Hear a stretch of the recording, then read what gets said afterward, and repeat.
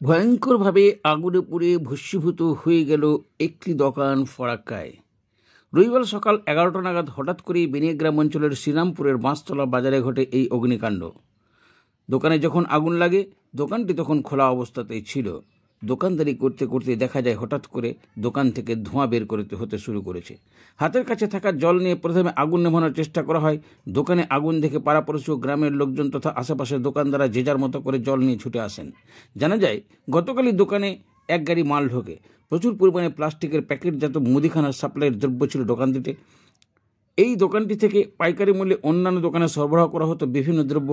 আগুন লাগার খবর ছড়াতেই ফরাক্কা পুলিশ প্রশাসন ও দমকলে যায় খবর পেয়ে ঘটনাস্থলে ছুটে আসেন ফরাক্কা থানা পুলিশ, ফরাক্কা ব্লক প্রশাসন ও ধুলিয়ান থেকে একটি দমকলের বাহিনীর ইঞ্জিন ও ফরাক্কা এনটিপিসি দমকলের একটি ইঞ্জিন।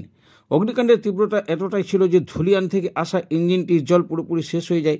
পরে দ্বিতীয় ইঞ্জিনটি কাজ শুরু করলে বেশ কিছুক্ষণ পর আগুন নিয়ন্ত্রণে আসে এবং দমকল বাহিনী পুরোপুরিভাবে সেই আগুনগুলি নিভিয়ে ফেলে।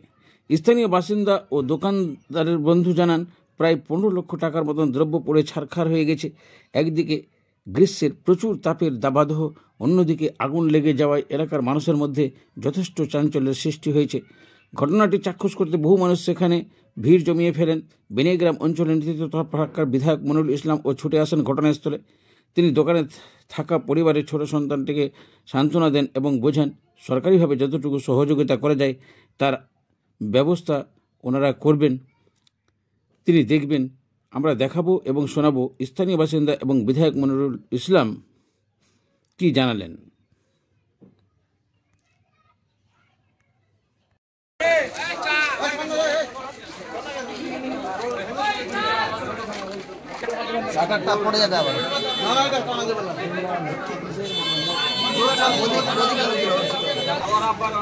ছেলেটা আবার মালিকটা আবার বড় বড় বাবাকে নিয়ে ওয়ারিং ছিল না কিরকম না আপনি ছিল তো ছোট ছিল ওয়ারিং হ্যালো পাইপ দিয়ে তার ছিল না বাইরে ছিল বাইরে বাইরে লুজ কানেকশন ওয়ারিং ছিল না মানে ও তো তার দেখা যাচ্ছে পাইপ ছিল না না ভিতরে পাইপ ছিল কিন্তু পাইপ ছিল না। ঠিক আছে এই কিছু পরে আসো পরে যাবে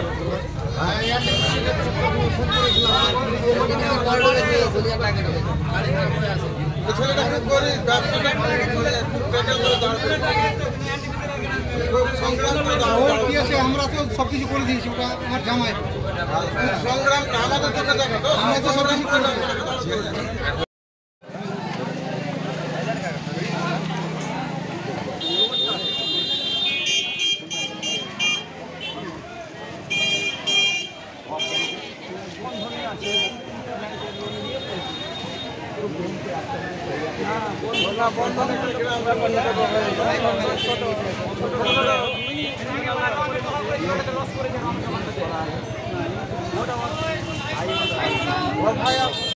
দেখুন, দিনটাও খুব তীব্রদাহ হয়ে আছে।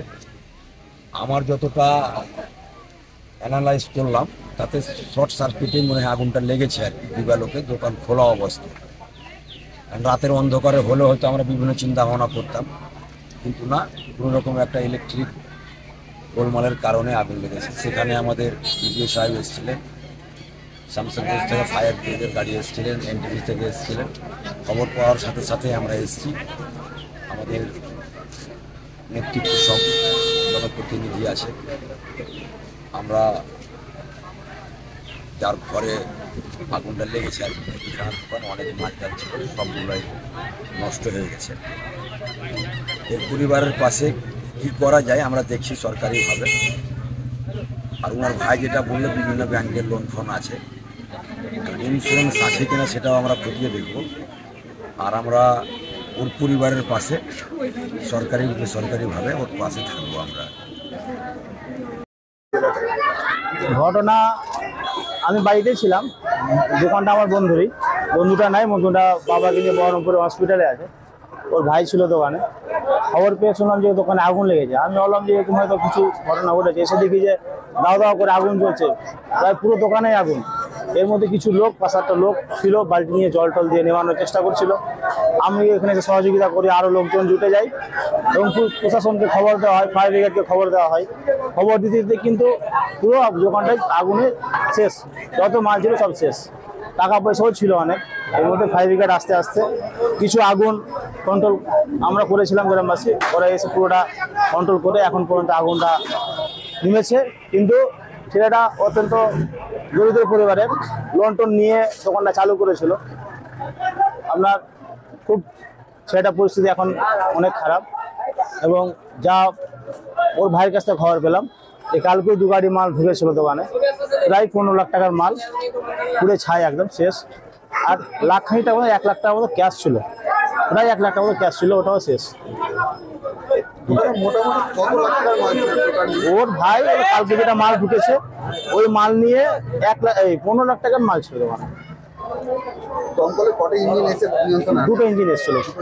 কত করে প্রতিটা আগুন নিয়ে? আগুন প্রায় আপনার 3 ঘন্টা মতো আগুন চলে, দমকলে ইঞ্জিন 2টো ইঞ্জিন এসে আগুনটা নিভে। তার আগে দমকলে ইঞ্জিন আসার আগে আপনারা কি গ্রামবাসীরা সহযোগিতা করেছেন? অনেক লোক ছিল এখানে, প্রায় 100-200 লোক মিলে জল দিয়ে 60%-70% আগুন নিয়ে আমরা কন্ট্রোলে নিয়ে এসেছিলাম, দিয়ে ফায়ার ব্রিগেড গাড়ি এসে আগুনটা নিমেছে। এখন আগুন নিয়ন্ত্রণ? এখন নিয়ন্ত্রণ। কি নাম আপনার? আমার নাম রাকিব শেখ, বিনগ্রাম উপপ্রধান। এলাকার নাম? হ্যাঁ, এলাকার এটা শ্রীরামপুর। হ্যাঁ, আর ছেলেটা বাড়ি হচ্ছে আমার পরেই পাইকপাড়া। কেউ হতাহতের খবর আছে? হতাহতের খবর নেই।